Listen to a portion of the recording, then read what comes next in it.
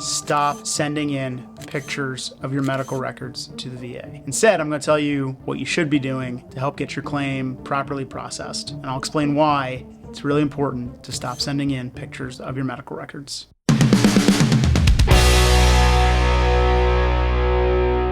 Let's talk a little bit about medical records. First of all, you should never, ever send in VA medical records to the VA.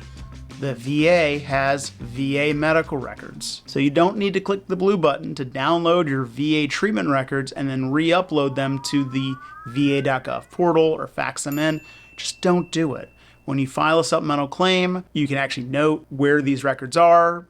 On the second or third page, it says, are there any federal department records? You just write VA Medical Center, and the VA should pull those through their system, and they can do it way faster than you can download them from the blue button or request them.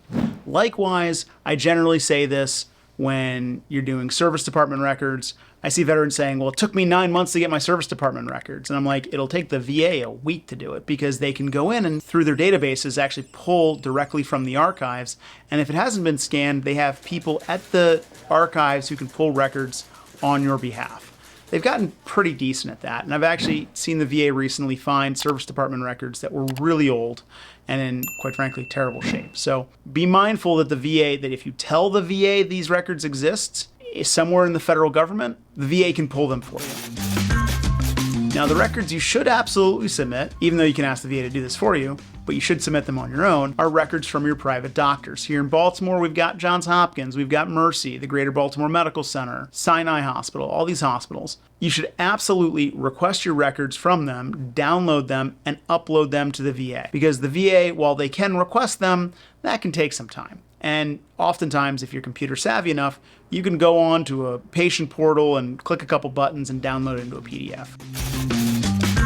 Now, what does the VA do with these medical records when they receive them? Well, hopefully they'll give them to the C&P examiner to review to make a decision in your case, or they'll look through them to come up with theories of service connection or support whatever they need to support in order to grant you service connection or the highest possible rating, again, when they do their job correctly. But what they'll often do is they'll feed it through something called an automated support tool or automated decision support tool. And I might be getting the title wrong, but basically it's a piece of software, maybe it's AI, I'm not sure, and it scans through the records and pulls out and highlights every time, if you've had like a knee, if you're claiming a knee issue, it'll highlight every time you've been treated for your knee.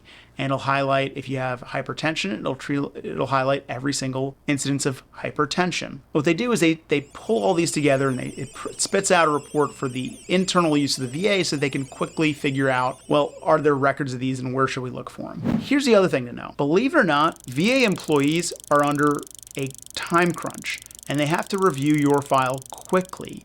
So if you can upload a PDF with your records in them, and they can easily do what's called optical character recognition, where they scan it and turn it into readable text, they can do their jobs faster and more effectively. Now, if you take a picture of a page of your medical records and upload that to the VA will have a really hard time doing that, and it will take them a lot longer to review your file. In fact, I have plenty of clients who do this where they'll take single pictures using their camera phone and upload those pictures to the VA as individual files.